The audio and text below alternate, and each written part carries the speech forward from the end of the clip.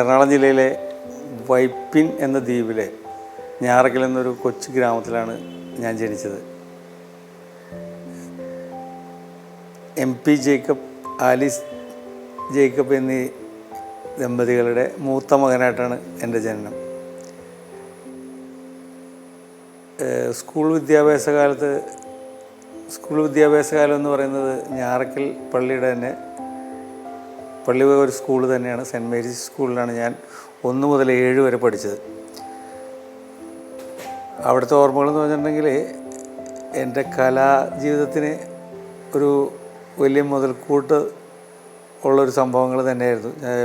പല നാടകങ്ങളുടെയും അല്ലെങ്കിൽ സ്കിറ്റുകളുടെയൊക്കെ പുറകിൽ അതിൻ്റെ ഒരു പിന്നണിയിലായിരുന്നു എൻ്റെ പ്രവർത്തനങ്ങളെല്ലാം. അന്ന് മുതൽ ശരിക്കും എനിക്ക് തോന്നുന്നു, അന്ന് മുതൽ ഒരു 4ാം ക്ലാസ് 5ാം ക്ലാസ് മുതലാണ് ശരിക്കും ഈ ഫോട്ടോഗ്രാഫിയോടുള്ള സ്നേഹം അല്ലെങ്കിൽ ഭ്രമം വല്ലാണ്ട് തുടങ്ങിയത്. എനിക്ക് തോന്നുന്നു അവിടെ മുതൽ തന്നെ എനിക്കൊരു 5ാം ക്ലാസ് 6ാം ക്ലാസ് മുതൽ ചെറിയ സിനിമകൾ സ്ഥിരമായിട്ട് മാക്സിമം ശനിയാഴ്ചകളിലും ഞായറാഴ്ചകളിലും ഒക്കെ അപ്പച്ചൻ്റെ ചേട്ടൻ്റെ ഒരു തിയേറ്റർ ഉണ്ടായിരുന്നു, നായരമ്പലത്ത് യൂണിയൻ ടാക്കീസ് എന്ന് പറഞ്ഞാൽ. ആ തിയേറ്ററിൽ മിക്കവാറും എനിക്ക് തോന്നുന്നു വെള്ളിയാഴ്ച ഞാൻ അമ്മയുടെ വീട് ഈ തിയേറ്ററിൻ്റെ അടുത്താണ്. അപ്പോൾ അങ്ങോട്ടേക്ക് പോയിട്ട് പിന്നെ ഞാൻ തിങ്കളാഴ്ച രാവിലെയോ അല്ലെങ്കിൽ ഞായറാഴ്ച വൈകിട്ടോ വീട്ടിലേക്ക് വരാറുള്ളൂ. അപ്പോൾ ആ സിനിമ കാണൽ തന്നെയാണ് എന്നെ ഒരു ഫോട്ടോഗ്രാഫി ഭ്രമത്തിലേക്ക് എത്തിച്ചതും. അതാണ് എനിക്ക് തുടക്കമെന്ന് എനിക്ക് തോന്നുന്നു. അതോടൊപ്പം ഈ സ്കൂൾ നാടകങ്ങളുടെയൊക്കെ പുറകിൽ എല്ലാ കാര്യങ്ങൾക്കും, കർട്ടൻ വലിക്കാനായാലും മേക്കപ്പിനായാലും ഇനിയിപ്പോൾ സംവിധാന ഇതായാൽ പോലും അതിൻ്റെയൊക്കെ പുറകിൽ എപ്പോഴും അവരുടെ കൂടെ ഉണ്ടാവുമായിരുന്നു. പക്ഷേ ഞാൻ അന്നൊന്നും ഒരു അഭിനയത്തിൽ എനിക്ക് അപ്പോഴൊന്നും ഒരു താല്പര്യമൊന്നും ഉണ്ടായിരുന്നില്ല. ഇതിൻ്റെ പുറകിൽ വർക്ക് ചെയ്യുക എന്നുള്ളതിൻ്റെ ആയിരുന്നു താല്പര്യം. അതോടൊപ്പം ഈ പള്ളിയിലൊക്കെ കലാപരിപാടികൾ, അത് പള്ളിയിലെ ചെറിയ കാറ്റഗിസം ആയിട്ട് ബന്ധപ്പെട്ടുള്ള ചെറിയ പരിപാടികളിലൊക്കെ ഒരു മത്സരങ്ങളിൽ പങ്കെടുക്കുക അങ്ങനെയൊന്നുമില്ല. അതിൻ്റെയൊക്കെ പുറകിൽ അവരുടെ കൂടെ നിൽക്കാനായിരുന്നു എനിക്ക് എപ്പോഴും താല്പര്യം. അത് പിന്നെ നമ്മുടെ ഒരു ഹൈസ്കൂൾ വിദ്യാഭ്യാസം പള്ളി തന്നെ ഒരു ലിറ്റിൽ ഫ്ലവർ സ്കൂളിലായിരുന്നു. അവിടെയാണ് കുറച്ചുകൂടിയൊക്കെ ഡാൻസും നാടകത്തിലൊക്കെ ഞാൻ പങ്കെടുത്തു തുടങ്ങിയത്.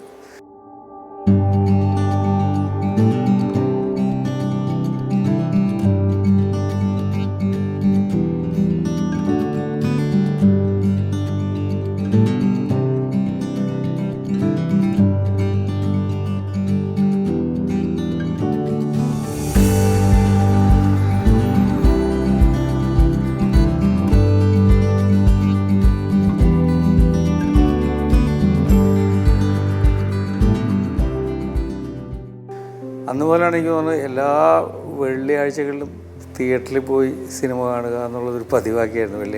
വെള്ളിയാഴ്ച മിക്കവാറും ഞാൻ ഉച്ച കഴിഞ്ഞിട്ടുള്ള ഒരു ക്ലാസ് കട്ട് ചെയ്ത് 3 മണിയുടെ സിനിമയ്ക്ക് എല്ലാ സിനിമകൾക്കും പോകുമായിരുന്നു. ശരിക്കും അവിടെ മുതലേ എനിക്ക് ഈ എങ്ങനെയെങ്കിലും ഫോട്ടോഗ്രാഫി പഠിക്കണമെന്നുള്ളൊരു താല്പര്യം കയറിയായിരുന്നു. പക്ഷേ എനിക്ക് തോന്നുന്നു നമ്മുടെയൊക്കെ ഒരു ഓർത്തഡോക്സ് ഫാമിലി ആയതുകൊണ്ട് അതിനൊക്കെ ശരിക്കും പറഞ്ഞാൽ എതിർപ്പായിരുന്നു ശരിക്കും വീട്ടിൽ.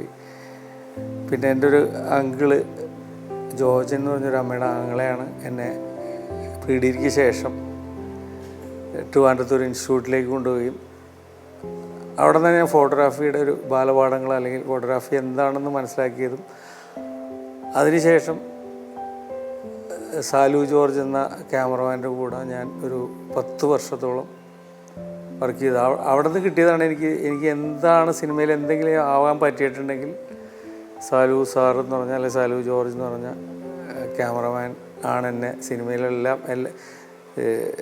സിനിമയുടെ ടെക്നിക്കുകളും അതോടൊപ്പം എൻ്റെ സ്വഭാവ രൂപീകരണത്തിലുമൊക്കെ വലിയൊരു പങ്ക് വഹിച്ചത് സാലു ജോർജ് എന്ന ക്യാമറമാനാണ്.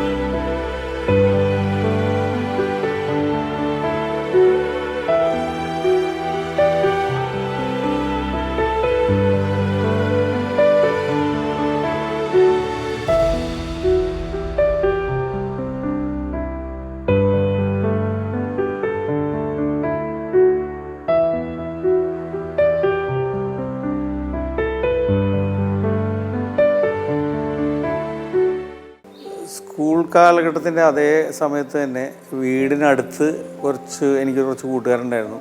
അപ്പോൾ അവരുടെ കൂടെയൊക്കെ ഒരു വെക്കേഷനുകളിൽ ഒരു നാടക ഗ്രൂപ്പ് ഉണ്ടായിരുന്നു ശരിക്കും പറഞ്ഞു കഴിഞ്ഞാൽ.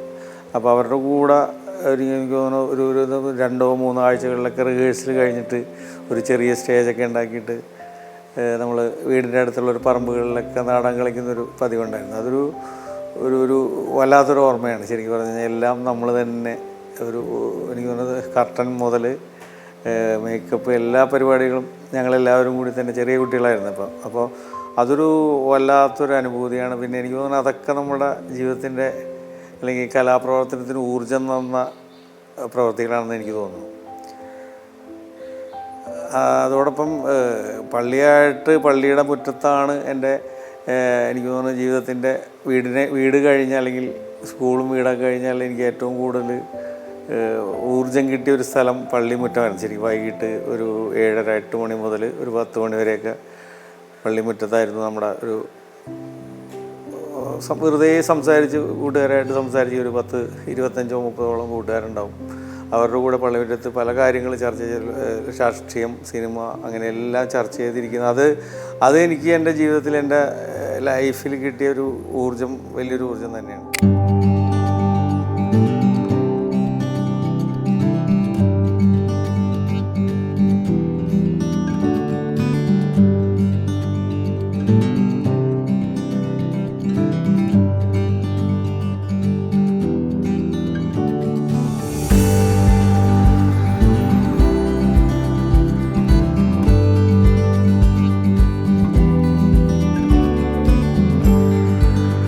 ട്രിവാൻഡ്രത്ത് ഇൻസ്റ്റിറ്റ്യൂട്ടിലെ പഠനത്തിന് ശേഷം ഞാൻ നേരെ എനിക്ക് തോന്നുന്നു ഒരു 5-6 മാസത്തിനുള്ളിൽ ജേക്കബേട്ടൻ എന്ന് പറഞ്ഞൊരു നാടകനടൻ ഉണ്ടായിരുന്നു ഇവിടുത്തെ. ജേക്കബേട്ടൻ വഴിയാണ് ഞാൻ ഈ സാലു സാറിനെ പരിചയപ്പെടുന്നത്. അവരുടെ ഒരു കസിനായിരുന്നു സാലു ജോർജ് സാറ്. സാലു സാറിൻ്റെ അമ്മ വീട് ഞാറക്കലാണ്. അപ്പോൾ അങ്ങനെയുള്ളൊരു പരിചയത്തിലാണ് ഞാൻ അപ്പച്ചൻ്റെ ഒരു കൂട്ടുകാരനായിട്ടുള്ള ജേക്കബേട്ടൻ വഴി, പുത്രങ്ങാടി ജേക്കബേട്ടൻ വഴിയാണ് ഞാൻ സാലു സാറിൻ്റെ അടുത്തെത്തുന്നത്. അപ്പോൾ ആദ്യത്തെ സിനിമ ശരിക്കും പറഞ്ഞു കഴിഞ്ഞാൽ ആയുഷ്കാലമാണ്. കമൽ സാറിൻ്റെ ആദ്യത്തെ സിനിമ ആയുഷ്കാലമാണ്. ആയുഷ്കാലത്തിനാണ് ഞാൻ ഇടയ്ക്ക് വെച്ചിട്ടാണ്, ഒരാഴ്ച കഴിഞ്ഞ് ഷൂട്ടിങ് തുടങ്ങി ഒരാഴ്ച കഴിഞ്ഞതിന് ശേഷമാണ് സാലു സാറിൻ്റെ അടുത്ത് എത്തുന്നത്. അപ്പോൾ സാലു സാറിൻ്റെ അടുത്ത് എന്നെ എത്തിക്കുന്നത് PJ ചെറിയ എന്ന് പറഞ്ഞൊരു ക്യാമറമാനാണ്, റോയൽ സ്റ്റുഡിയോയിലെ ഒരു ക്യാമറമാനാണ്. അപ്പോൾ എൻ്റെ അടുത്ത് ഞാൻ ആദ്യം ചെറിയാഞ്ചേട്ടൻ്റെ അടുത്ത് ചെല്ലുമ്പോൾ ചെറിയാഞ്ചേട്ടൻ എൻ്റെ അടുത്ത് ചോദിച്ചു, നീ വർക്ക് ചെയ്തിട്ടുണ്ടോ എന്ന് ചോദിച്ചു. അപ്പോൾ ഞാൻ പറഞ്ഞില്ല, ഞാനിങ്ങനെ ഇൻസ്റ്റിറ്റ്യൂട്ടിൽ പിന്നെ സ്റ്റുഡിയോയിൽ കുറച്ച് ആൾ നിന്നിട്ടുണ്ട്, അല്ല അപ്പം നിനക്ക് വീഡിയോഗ്രാഫി, ഫോട്ടോഗ്രാഫി ഒന്നും കൃത്യമായിട്ട് അറിയില്ലല്ലേ. അപ്പോൾ ഞാൻ പറഞ്ഞിങ്ങനെ പഠിച്ച കാര്യങ്ങൾ മാത്രമേ ഉള്ളൂ.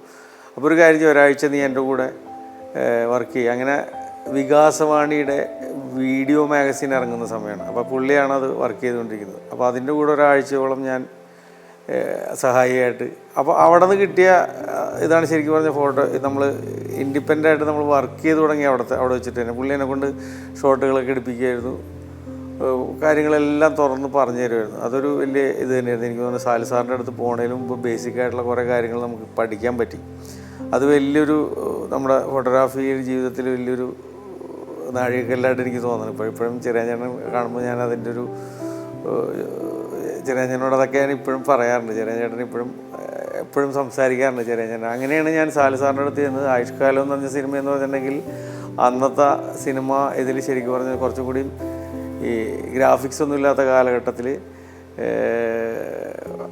ഡബിൾ റോള് അല്ലെങ്കിൽ മാസ്കിങ് വന്ന് ഈ മറ്റേ മിച്ചൽ ക്യാമറയിലാണ് മാസ്ക് ചെയ്യുന്നത്, ഡബിൾ റോൾ ചെയ്യുന്നത്. അതേപോലെ തന്നെ അതിൽ പ്രേതത്തിനെ ഉപയോഗിക്കാൻ വേണ്ടിയിട്ടാണ് ഇതിൻ്റെ ഇടയിലൂടെയൊക്കെ, ട്രാഫിക്കിൻ്റെ ഇടയിലൂടെയൊക്കെ ജയറാം നടന്നു പോകുന്നത്, ഒരു കൂളായിട്ട് നടന്നു, ഒന്നും പറ്റാതെ. അപ്പോൾ അങ്ങനത്തെ കുറേ ട്രിക്കുകളുള്ളൊരു സിനിമയായിരുന്നു. കുറച്ച് അത് സാധാരണ സിനിമ ഷൂട്ടിംഗ് പോലെ ആയിരുന്നില്ല. എപ്പോഴും മാർക്കിങ്, മിച്ചൽ ക്യാമറ പരിപാടികളെല്ലാം ഉണ്ടായിരുന്നു. അപ്പോൾ അതൊരു ആദ്യത്തെ സിനിമ തന്നെ അതൊരു വലിയ അനുഭവമായിരുന്നു. അതോടൊപ്പം അതുപോലെ തന്നെ എനിക്ക് ആദ്യ സിനിമയിൽ തന്നെ 2 ദിവസം അസോസിയേറ്റായിട്ട് വർക്ക് ചെയ്യാനും പറ്റി. ഇവരെല്ലാവരും ചെന്നൈയിലേക്ക് ഷിഫ്റ്റ് ചെയ്തപ്പോൾ പിന്നെ ഞാൻ സാലു സാറിൻ്റെ കൂടെയും കമൽ സാറിൻ്റെ കൂടെയും ഞാൻ മാത്രമേ ഉണ്ടായിരുന്നുള്ളൂ. അപ്പോൾ ആദ്യത്തെ സിനിമയിൽ തന്നെ എനിക്ക് അസോസിയേറ്റായിട്ട് വർക്ക് ചെയ്യാനും പറ്റി.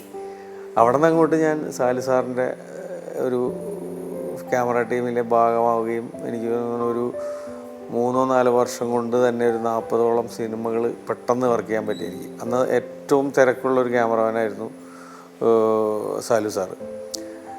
എനിക്ക് തോന്നുന്നു വർഷത്തിലൊരു 10-12 സിനിമകൾ തന്നെ ചെയ്തുകൊണ്ടിരുന്നത്. അപ്പോൾ എനിക്കൊന്നും വീട്ടിൽ പോകാൻ സമയമില്ല. അന്ന് 15-20 ദിവസങ്ങളിലൊക്കെയാണ് 20 ദിവസം കൊണ്ടൊക്കെ 20 അല്ലെങ്കിൽ 25 ദിവസം 30 ദിവസം കൊണ്ടൊക്കെ മാക്സിമം ഷൂട്ടിങ് തീരും. അപ്പോൾ അതുകൊണ്ട് ഒരു വർഷം 11-12 സിനിമകളൊക്കെ ചെയ്യുന്നത്. അന്ന് ആനന്ദക്കുട്ടൻ സാറും സാലി സാറുമാണ് മലയാളത്തിലെ ഏറ്റവും തിരക്കുള്ള ക്യാമറമാന്മാർ. അപ്പോൾ അതൊരു വലിയ ഭാഗ്യമായിട്ട് വരുന്നത്. എനിക്ക് അത്രയും തിരക്കുള്ളൊരു ക്യാമറമാൻ, അതുപോലെ സ്വന്തം ഒരു ബ്രദറിനെ പോലെ കൊണ്ടു നടക്കുന്ന നമ്മുടെ ഒരു ഗുരുനാഥൻ, അതൊക്കെ വലിയൊരു അനുഭവം തന്നെയായിരുന്നു. അതിന് ശേഷമാണ് ഞാൻ ഇൻഡിപെൻഡൻ്റ് 2001 സാജൻ സാറിൻ്റെ AK സാജൻ്റെ വയലൻസ് എന്ന സിനിമയിലൂടെയാണ് ഞാൻ ഇൻഡിപെൻഡൻ്റ് ആകുന്നത് ക്യാമറമാനായിട്ട്. അത് കഴിഞ്ഞൊരു തസ്കര വീരൻ, ബോയ് ഫ്രണ്ട്, ഒരുവൻ, അങ്ങനെ രാഷ്ട്രം, അങ്ങനെ കുറേ സിനിമകൾ, ഒരു 10-30ഓളം സിനിമകൾ ഇൻഡിപെൻഡൻ്റ് ആയിട്ട് വർക്ക് ചെയ്ത് ഒരു സമയത്ത് വെച്ചിട്ടാണ് ഇങ്ങനെ വെള്ളിമൂങ്ങയുടെ റൈറ്റർ എന്നെ കാണാൻ പറ്റുന്നത്.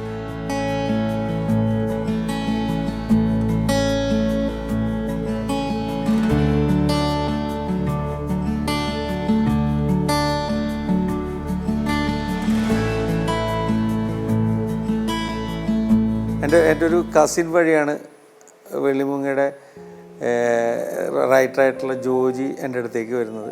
അപ്പോൾ ഏതെങ്കിലും ഒരു സംവിധായകനെ പരിചയപ്പെടുത്തുക എന്നൊരു ഉദ്ദേശത്തോടു കൂടിയാണ് പുള്ളി എൻ്റെ അടുത്ത് ഈ കഥയുമായിട്ട് വരുന്നത്. പക്ഷേ വെള്ളിമൂങ്ങയുടെ കഥ ആയിരുന്നില്ല ശരിക്കും പറഞ്ഞു കഴിഞ്ഞാൽ. പക്ഷേ കഥാപശ്ചാത്തലവും അതോടൊപ്പം അതിലെ ബാക്കി കഥാപരിസരവും എല്ലാം ഇപ്പോൾ ഉള്ളത് തന്നെയാണ്. പക്ഷെ കഥ ഇതായിരുന്നില്ല. മാമച്ചൻ എന്ന് പറഞ്ഞ ക്യാരക്ടറും മാമച്ചൻ്റെ കഥാപരിസരവും എനിക്ക് വല്ലാണ്ട് ഇഷ്ടപ്പെട്ടു. അങ്ങനെ അത് വെച്ചിട്ട് ഞങ്ങൾ രണ്ടുപേരും കൂടി കുറേ നാൾ കൊണ്ട് ശനിയും ഞായറും ദിവസങ്ങളിലൊക്കെ ജോജി ഓഫീസില്ലാത്ത ദിവസങ്ങളിലൊക്കെ എന്നെ വന്ന് കാണും. ഞങ്ങളത് ഒരു ഈ ക്യാരക്ടറും ഈ കഥാപരിസരവും ഒക്കെ വെച്ചിട്ട് ഞങ്ങളൊരു കഥ രൂപപ്പെടുത്തി അതിനുശേഷം അതിൻ്റെ ഒരു സ്ക്രിപ്റ്റ് എഴുതി അതിന് ശേഷം ഞാനിങ്ങനെ ഒരു എനിക്ക് പരിചയമുള്ള 1-2 ഡയറക്ടർമാരുടെ അടുത്ത് ജോജിയുടെ അടുത്ത് കഥ പറയാൻ വേണ്ടി വിട്ടു. പക്ഷേ ഈ 2 പേർക്കും ആ കഥ ഒട്ടും സ്വീകാര്യമായിട്ട് തോന്നിയില്ല. അപ്പോൾ ജോജി എൻ്റെ അടുത്ത് വന്ന് ഭയങ്കര വിഷമത്തോടെ പറഞ്ഞു, ചേട്ടാ നമുക്ക് ഉപേക്ഷിക്കാം, ഇവർക്ക് ആർക്കും ഇഷ്ടപ്പെടുന്നില്ല ഈ കഥ. അപ്പം ഞാൻ പറഞ്ഞു, അത് അങ്ങനെ ഉപേക്ഷിക്കേണ്ട കാര്യമൊന്നുമില്ല, അത് എൻ്റെ ഒരു അഭിപ്രായത്തിൽ അതൊരു നല്ല കഥയാണ്, ഇനിയിപ്പോൾ ആരും ചെയ്യുന്നില്ലെങ്കിൽ ഞാൻ ചെയ്യാൻ ശ്രമിക്കാം ജോജി എന്ന് പറഞ്ഞു. അങ്ങനെയാണ് ഞാനതിൻ്റെ ഒരു ഇത് ഏറ്റെടുക്കുന്നത്. അങ്ങനെ ഞങ്ങൾ ആർട്ടിസ്റ്റ് വേണമെന്ന് തീരുമാനിക്കുന്നു.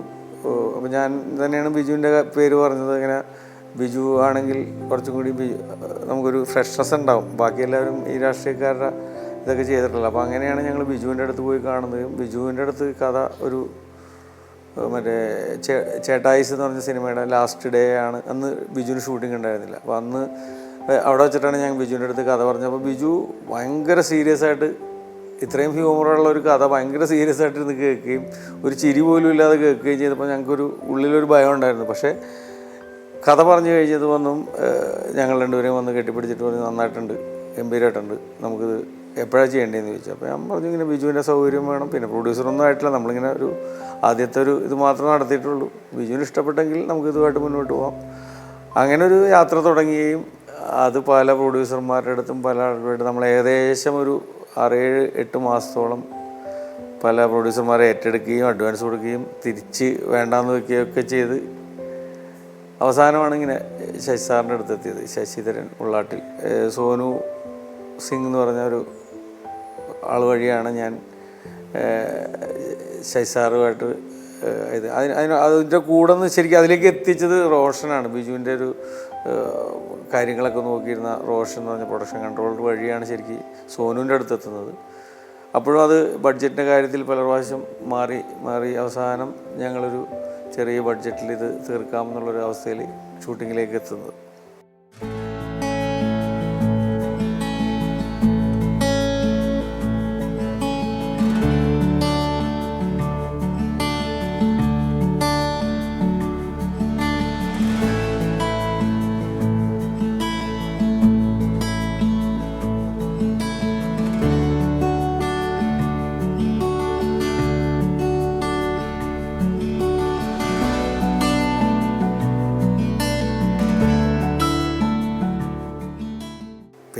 എല്ലാവർക്കും അറിയാമല്ലോ. പക്ഷേ ഞാൻ ഈ വെള്ളിമൂങ്ങയുടെ ഈ ഷൂട്ടിങ്ങിൻ്റെ ഇടയ്ക്ക് എനിക്കൊരു ഒരു വലിയൊരു അനുഭവം എന്ന് പറഞ്ഞിട്ടുണ്ടെങ്കിൽ, അതായത് ഞങ്ങളിത് പല പ്രൊഡ്യൂസർമാരുടെ അടുത്ത് ഇങ്ങനെ അതൊക്കെ അപ്പോൾ ഞാൻ രാവിലെ നടക്കാൻ പോകുന്നൊരു ശീലം ഉണ്ടായിരുന്നു. അപ്പോൾ ഈ നടക്കാൻ പോകുന്ന സമയത്ത് ഒരു കപ്പളയുടെ മുന്നിലൂടെയാണ് പോകുന്നത്, ഒരു മാതാവിൻ്റെ കപ്പളയുടെ. അപ്പോൾ ആ കപ്പളയുടെ മുന്നിൽ പോയി പ്രാർത്ഥിച്ചിട്ട് പോകുന്നൊരു പരിപാടി ഉണ്ടായിരുന്നു നമുക്ക്. ഒരു ദിവസം ഞാൻ ഒറ്റയ്ക്കായിരുന്നു, നമ്മുടെ കൂടെ ഒന്നും കൂട്ടുകാരൊന്നും ഉണ്ടായിരുന്നില്ല, ഞാൻ ഒറ്റയ്ക്കായിരുന്നു. അപ്പോൾ ഞാൻ പ്രാർത്ഥന കഴിഞ്ഞ് കണ്ണ് തുറക്കുമ്പോൾ ഈ ഇരുട്ടായി കിടന്ന രൂപം ലൈറ്റിൽ നിൽക്കുക. ശരിക്കും പറഞ്ഞാൽ അത് എങ്ങനെയാണ് കത്തിയതെന്ന് എനിക്കറിയില്ല. അത് കഴിഞ്ഞ് നടക്കുമ്പോഴേക്കും ആ ലൈറ്റ് ഓഫ് ചെയ്തിരുന്നു. ഇതെല്ലാം കഴിഞ്ഞ് ഞാൻ അന്നാണ് ഈ ശശി സാറുമായിട്ടുള്ള മീറ്റിംഗ്. അന്ന് ശശി സാറുമായിട്ടുള്ള മീറ്റിങ്ങിൽ ഈ സിനിമ പ്രോജക്റ്റ് ഓണാവുകയും അങ്ങനൊരു എനിക്കത്, പക്ഷേ എനിക്കിപ്പോഴും അത് ഭയങ്കര ഇതായിട്ടാണ് തോന്നണത്. ശരിക്കും പറഞ്ഞാൽ ഒരിക്കലും ആ സമയത്ത് കത്താത്തൊരു ലൈറ്റ് ആ സമയത്ത് കത്തുകയും, അതാണ് എൻ്റെ ഒരു വിശ്വാസത്തിൻ്റെ ഒരു ഇതിൽ എനിക്ക് തോന്നിയിട്ടുള്ളൊരു അനുഭവം, ഭയങ്കരമായിട്ടുള്ളൊരു ഫീൽ തന്നെ ഉണ്ടായത്. വെള്ളിമൂങ്ങ ചെയ്യുമ്പോൾ ഞാൻ ഒരു തീരുമാനത്തിലെത്തി, ഒരു വ്രതം എടുത്താലോ അല്ലെങ്കിൽ ഇങ്ങനെ ഒരു നോൺ വെജും എല്ലാം ഉപേക്ഷിച്ച് ആണ് ശരിക്കും പറഞ്ഞാൽ വെള്ളിമൂങ്ങ ചെയ്തതും. ഇപ്പോൾ ഇതുവരെയുള്ള ഒരു 5 സിനിമകൾ ഡയറക്റ്റ് ചെയ്തതെല്ലാം. അതിനു മുമ്പ് ഞാനിങ്ങനെ നോമ്പുകളൊന്നും എടുക്കാറില്ല. പക്ഷേ അതെനിക്കൊരു എപ്പോഴും അതുപോലെ തന്നെ രാവിലെ ഒരു കുറച്ച് നേരം പ്രാർത്ഥിച്ചതിന് ശേഷം ഞാൻ ഹോട്ടലിൽ നിന്ന് ഇറങ്ങാറുള്ളൂ. അതൊക്കെ എനിക്ക് എൻ്റെ സിനിമയ്ക്ക് കിട്ടിയത് എല്ലാ ഓരോ സിനിമകൾക്ക്. ഇപ്പോൾ ഞാൻ പറഞ്ഞു കഴിഞ്ഞാൽ നമ്മൾ ആദ്യത്തെ 2 സിനിമകൾ വലിയ ഹിറ്റ് ഉണ്ടായെങ്കിലും 3, 4, 5 സിനിമകൾ പ്രൊഡ്യൂസർക്ക് നഷ്ടം ഉണ്ടാക്കിയിട്ടില്ല. 4ാം ക്ലാസ് 5ാം ക്ലാസ് കാലഘട്ടത്തിൽ ഞാൻ പറഞ്ഞിരുന്നല്ലോ, ഒരു തിയേറ്റർ ഉണ്ടായിരുന്നു വെല്ലിപ്പന്, അപ്പച്ചൻ്റെ ചേട്ടനൊരു തിയേറ്റർ ഉണ്ടായിരുന്നു, യൂണിയൻ ടാക്കീസ്. അന്ന് നായരമ്പലത്തായിരുന്നു ആ തിയേറ്റർ. അപ്പോൾ ആ തിയേറ്ററിൽ ഉള്ള ഇതെന്ന് പറഞ്ഞാൽ വെള്ളിയാഴ്ച സ്കൂൾ കഴിഞ്ഞ് നേരെ അമ്മയുടെ വീട്ടിൽ ചെന്ന് കഴിഞ്ഞിട്ട് അവിടെ സിനിമകളെന്ന് പറഞ്ഞിട്ടുണ്ടെങ്കിൽ, അതായത് അന്ന് നൂൺ ഷോ ഉണ്ടായിരുന്നു അവിടെ. നൂൺ ഷോ വേറെ സിനിമയായിരിക്കും, ഒരു അവാർഡ് സിനിമകളായിരുന്നു നൂൺ ഷോയ്ക്ക്.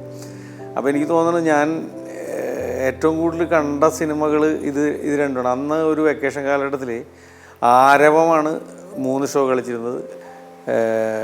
പ്രതാപോത്തൻ, നെടുമുടി വേണുവൊക്കെ അഭിനയിച്ച ഭയങ്കര രസകരമായിട്ടുള്ള ഈ നാടോടികളുടെ ഇതിൻ്റെ ഇടയ്ക്കുള്ളൊരു സിനിമ പറയുന്നത്, അതായിരിക്കും ഞാൻ ഏറ്റവും കൂടുതൽ കണ്ടേക്കണത്. ഈ സിനിമ എൻ്റെ സിനിമ ജീവിതത്തിലെ ഏറ്റവും കൂടുതൽ കണ്ട സിനിമ അതായിരിക്കും. ഞാൻ സിനിമകൾ ഡയറക്റ്റ് ചെയ്യുന്നതിന് മുമ്പ് ഒരു സ്ഥിരമായിട്ട് സിനിമ കാണുന്നൊരു സ്വഭാവം ഉണ്ടായിരുന്നു. അപ്പോൾ ഞാൻ മിക്കവാറും ജോഷി സാറൊക്കെ അങ്ങനെ സ്ഥിരമായിട്ട് സിനിമ കാണുന്ന ഒരാളാണ്. അത് എല്ലാ വെള്ളിയാഴ്ചകളിലും ജോഷി സാറും ഞാനുമൊക്കെ ഒരു സ്ഥിരം തിയേറ്റർ മേറ്റ്സ് ആയിരുന്നു ശരിക്കും പറഞ്ഞു കഴിഞ്ഞാൽ. ജോഷി സാറിനെയൊക്കെയാണ് ആ കാര്യത്തിൽ നമ്മൾ സമ്മതിക്കേണ്ടത്. എല്ലാ ടൈപ്പ് സിനിമകളും കാണും, എല്ലാ ടൈപ്പ് സിനിമകളും ചെയ്യാൻ ശ്രമിക്കാറുണ്ട്. ഇപ്പോഴും ലൈം ലൈറ്റിൽ ഇത്രയും വർഷം ഇത്രയും സിനിമകൾ ചെയ്തൊരാൾ സിനിമയിൽ നിൽക്കുക എന്ന് പറഞ്ഞിട്ടുണ്ടെങ്കിൽ അതൊരു വലിയ കാര്യം തന്നെയാണ്. പക്ഷേ എനിക്ക് ഈ സംവിധായകനായതിനു ശേഷം അതിനോടുള്ളൊരു ഇത് കുറഞ്ഞു പോയി എന്ന് പറയാം. അതെന്താണെന്ന് എനിക്ക് കാരണമെന്ന് എനിക്ക് ഇപ്പോഴും ശ്രമിക്കാറുണ്ട്, പക്ഷേ എനിക്കങ്ങനെ എത്താൻ പറ്റാറില്ല. ആദ്യത്തെ ആ ഷോയ്ക്ക് തന്നെ കാണുക എന്നുള്ളത് അത് ശരിക്കും പറഞ്ഞൊരു ശീലമാക്കി എടുക്കണം, അല്ലെങ്കിൽ ശീലമായിട്ട് കൊണ്ടുവരണമെന്ന് ഇനി ആഗ്രഹമുണ്ടെങ്കിൽ പോലും എനിക്കത് പറ്റുന്നില്ല. പക്ഷേ ഇനി എന്തായാലും അതിനുള്ളൊരു ശ്രമം ആരംഭിക്കുന്നുണ്ട്. സിനിമകൾ കണ്ട് തന്നെയാണ് നമ്മൾ സിനിമകളെക്കുറിച്ച് പഠിക്കേണ്ടത്. ഏറ്റവും നല്ല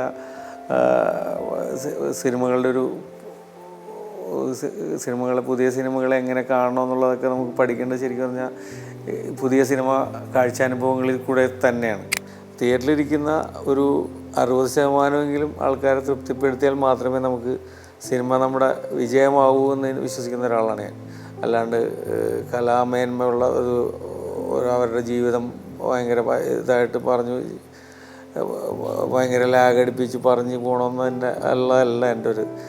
നല്ല സിനിമകൾ ആളുകളിലേക്ക് പെട്ടെന്ന് എത്തണം, അതിലെന്തെങ്കിലുമൊക്കെ ഒരു നന്മ പറയാൻ പറ്റണം എന്നതിന്. അപ്പോൾ ഞാൻ പണ്ടൊന്നും അങ്ങനെ വിചാരിച്ചിരുന്നില്ല ഈ സിനിമ കൊണ്ട് രക്ഷപ്പെടുമോ അല്ലെങ്കിൽ നന്നാവുമോ ആളുകളെന്നൊക്കെ അങ്ങനെയൊന്നും വിശ്വസിക്കാത്ത ഒരാളായിരുന്നു. പക്ഷേ എൻ്റെ ഒരു സിനിമ അതിന് കുറച്ച് ഭാഗമായിട്ടുണ്ട്. അത് മുന്തിരിവള്ളികൾ തളിർക്കുമ്പോൾ എന്ന സിനിമയാണ്. അതിലെ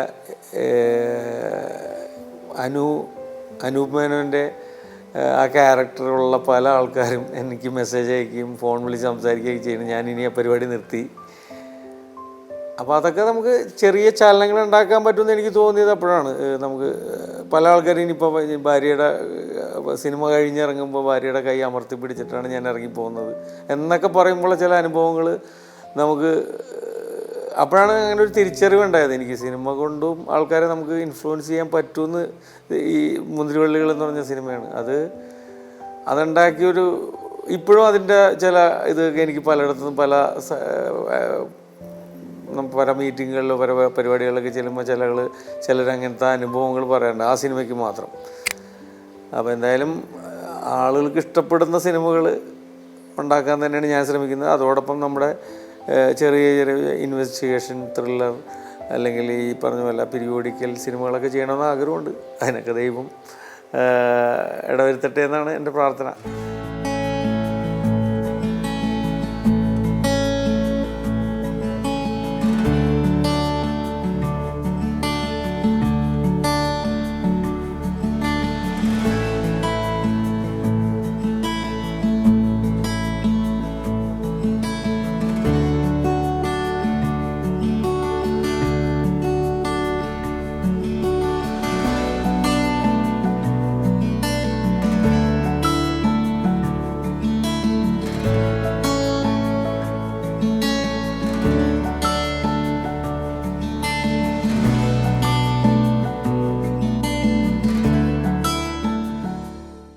എനിക്ക് 2 അനിയന്മാർ കൂടെ ഉണ്ട്. 2 ജിന്നി ജേക്കബ് ആൻഡ് ജിജു ജേക്കബ്. അവർ രണ്ടുപേരും ഇവിടെ ഞാറക്കൽ ബിസിനസ് നടത്തുകയാണ്.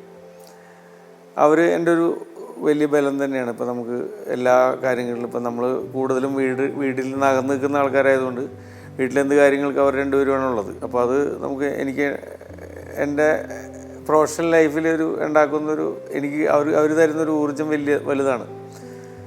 അതോടൊപ്പം എനിക്ക് പ്രൊഫഷണൽ ഇതിൽ ഏറ്റവും ഇപ്പോഴും എപ്പോഴും എന്നും നമുക്ക് ഓർമ്മിക്കാവുന്ന അല്ലെങ്കിൽ എപ്പോഴും നമ്മുടെ ഒരു വലിയൊരു ഗുരുത്വമായിട്ട് കാണുന്നത് സാലു സാറിനെ തന്നെയാണ്. സാലു ജോർജ് എന്ന് പറഞ്ഞ ക്യാമറമാനാണ്. എനിക്ക് തോന്നുന്നു ഞാൻ ഞാനിപ്പോൾ കുറേ സിനിമകൾ വർക്ക് ചെയ്തിട്ടുണ്ട്. എനിക്ക് തോന്നുന്നൊരു എല്ലാം കൂടി എനിക്കൊരു 10-75 സിനിമകൾ ചെയ്തിട്ടുണ്ടാവും. അസിസ്റ്റൻ്റായിട്ടും ഇൻഡിപെൻഡൻ്റായിട്ടും ഡയറക്ടറുമായിട്ടും ഒക്കെ 10-75 സിനിമകൾ ചെയ്തിട്ടുണ്ടാവും. പക്ഷേ ഞാനിതുവരെ കണ്ടതിൽ ഏറ്റവും സിനിമയിലൊരു ഡിസിപ്ലിനുള്ളത്, എല്ലാ കാര്യങ്ങൾക്കും ഒരു ഡിസിപ്ലിനും ഒരു അച്ചടക്കം എല്ലാ കാര്യങ്ങളിലും ഉള്ളത് സാലു സാറിനാണ്. എൻ്റെ ഗുരുനാഥനായിട്ട് സാലു സാറിനുമാണ്. അതിൻ്റെ കുറച്ചെങ്കിലുമൊക്കെ നമുക്ക് കിട്ടിയത് കൊണ്ടൊക്കെയാണ് നമുക്ക് ഇങ്ങനെയെങ്കിലുമൊക്കെ നിൽക്കാൻ പറ്റുന്നത് വിശ്വസിക്കുന്നത് ഞാൻ.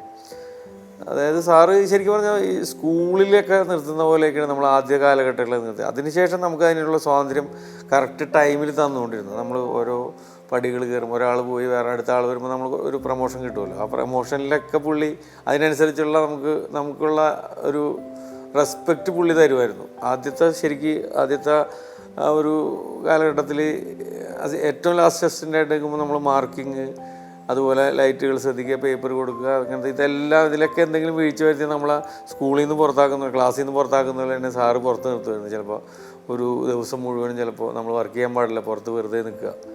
അതൊക്കെ നമുക്ക് ഉണ്ടാക്കി തന്നിട്ടുള്ളൊരു ഡിസിപ്ലിൻ വലിയൊരു ഇത് തന്നെയായിട്ടാണ്. ഞാൻ പറഞ്ഞത് സാലു സാറ് എൻ്റെ പ്രൊഫഷണൽ ജീവിതത്തിൽ ഉണ്ടാക്കിയ ഞാൻ എന്തെങ്കിലും ആവാൻ ഒരു കാരണമുണ്ടെങ്കിൽ അദ്ദേഹം തന്നെയാണ്.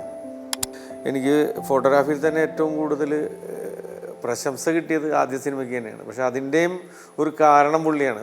പുള്ളിയുടെ സിനിമകളിലുണ്ടായിരുന്ന റൈറ്ററാണ് അത് ഡയറക്റ്റ് ചെയ്തത്, AK സാജൻ. അപ്പോൾ പുള്ളി വഴി തന്നെയാണ് എന്നിലേക്ക് അതെത്തിയെന്ന് എൻ്റെ വിശ്വാസം ഇപ്പോഴും. അതോടൊപ്പം ആ സിനിമ വർക്ക് ചെയ്യാൻ ഞാൻ ഈ കഥ ഞാൻ വായിച്ചതിന് ശേഷം, സ്ക്രിപ്റ്റ് വായിച്ചതിന് ശേഷം ഞാൻ സാലു സാറിൻ്റെ അടുത്ത് ചെന്ന് സംസാരിക്കുമ്പോൾ അദ്ദേഹം ആണ് എനിക്ക് ഇതിനൊരു ലൈറ്റിംഗ് പാറ്റേൺ നീ ഉണ്ടാക്കണം. അപ്പോൾ നമ്മളന്ന് മാക്സിമം ലൈറ്റ് ഷാഡോ ഒഴിവാക്കാൻ വേണ്ടിയിട്ട് മാക്സിമം ലൈറ്റുകൾ സോഫ്റ്റ് ആക്കുന്ന സമ്പ്രദായമുണ്ട്. തെർമോക്കോൾ വഴി അതിന് മുകളിൽ ക്ലോത്ത് വിരിച്ച് അങ്ങനെ മാക്സിമം സോഫ്റ്റ് ആക്കിയിട്ടാണ് ലൈറ്റ് അപ്പ് ചെയ്തുകൊണ്ടിരുന്ന ഒരു കാലഘട്ടത്തിലാണ് ഇങ്ങനത്തെ ഒരു സിനിമ വരുമ്പോൾ അങ്ങനെ ഒരു ഐഡിയ തന്നത് എനിക്ക് സാലു സാറ് തന്നെയാണ്. അപ്പോൾ എൻ്റെ അടുത്ത് പറഞ്ഞാൽ ഇതിൽ ഷാഡോ നോക്കരുത്, ഷാഡോ വേണം, ഷാഡോ ഉണ്ടെങ്കിൽ ഈ സിനിമയുടെ കഥയായിട്ട് അത് ഒത്തുപോകാൻ പറ്റുള്ളൂ. അപ്പോൾ അതുകൊണ്ട് മാക്സിമം സ്ട്രെയിറ്റ് ലൈറ്റുകൾ മാത്രം ഉപയോഗിക്കുക, തെർമോക്കോൾ ഉപയോഗിക്കുക എന്ന് പറഞ്ഞിട്ടുണ്ടെങ്കിൽ അതിൽ ആ സിനിമയിൽ ഒരു ഒറ്റ ക്യാരക്ടറുള്ളൂ, നല്ല ക്യാരക്ടർ എന്ന് പറയാവുന്ന ഒരു ഒറ്റ ക്യാരക്ടറുള്ളൂ. ഇയാളാൽ മാനഭംഗപ്പെടുന്ന സിസ്റ്റർ, ഒരു സിസ്റ്റർ ആവാൻ പോയിരുന്നൊരു ക്യാരക്ടർ ഉണ്ടായിരുന്നു, ചന്ദ്ര ലക്ഷ്മണൻ ചെയ്തത്. ആ ക്യാരക്ടറിനെ മാത്രം നമ്മൾ സോഫ്റ്റായിട്ട് ട്രീറ്റ് ചെയ്യുക, ബാക്കി എല്ലാവർക്കും എവിടെയൊക്കെ ഷാഡോ മാക്സിമം, അതായത് ഡിസിപ്ലിൻ ഇല്ലാത്ത ലൈറ്റിംഗ് ആയിരിക്കും ചെയ്യേണ്ടത് എന്ന് എന്നെ ഉപദേശിച്ച്, അതാണ് ഞാൻ ശരിക്കും ആ സിനിമയിലൂടെ പ്രാവർത്തികമാക്കാൻ അത് നമ്മൾ ഇതുവരെ വെക്കാത്ത ആംഗിളുകളും. എനിക്ക് തോന്നുന്നു ആദ്യത്തെ ഒരു കൊട്ടേഷൻ സിനിമ എന്നൊക്കെ പറയുന്നില്ല. അപ്പോൾ ആദ്യത്തെ മലയാളത്തിലെ ആദ്യത്തെ ഒരു കൊട്ടേഷൻ സിനിമയാണ് ശരിക്കും പറഞ്ഞു കഴിഞ്ഞാൽ വയലൻസ്. അപ്പോൾ അതിലെനിക്ക് ഭയങ്കര, ശരിക്കും പറഞ്ഞു കഴിഞ്ഞാൽ കുറേ ആൾക്കാർ എന്നെ വിളിക്കുകയും, അതിൻ്റെ ലാൽ ജോസൊക്കെ എന്നെ വിളിച്ച്, ആദ്യം വിളിച്ച ആൾക്കാരിൽ ഒരാളാണ് ലാൽ ജോസൊക്കെ വിളിച്ചിട്ട് ഏറ്റവും അപ്രീഷിയേറ്റ് ചെയ്താണ് സിനിമയാണത്. അതിനുശേഷം വെള്ളിമൂവിക്ക് ശേഷം ലാൽ സാറ് വഴി, അല്ലെങ്കിൽ സോഫിയ പോൾ എന്ന വഴി ലാലേട്ടനും കൂടി ഇഷ്ടപ്പെട്ട, അല്ലെങ്കിൽ ഇഷ്ടപ്പെട്ട ഒരാളെന്ന നിലയിലാണ് വെള്ളിമൂങ്ങയുടെ ഡയറക്ടർ എന്നുള്ള നിലയിലാണ് ഞാൻ എനിക്ക് മുന്തിരിവള്ളികൾ തിളക്കുമ്പോൾ ചെയ്യാൻ പറ്റുന്നത്. അതിനുശേഷം അതിരാത്രി, അതിനുശേഷം എല്ലാം ശരിയാകും, അതിനുശേഷം മേഹും മൂസ. ഇപ്പോൾ അതിൽ നിൽക്കുകയാണ്. ഇനി അടുത്ത സിനിമയ്ക്ക് വേണ്ടിയിട്ടുള്ള ഒരുക്കങ്ങളിലാണ് ഞാൻ.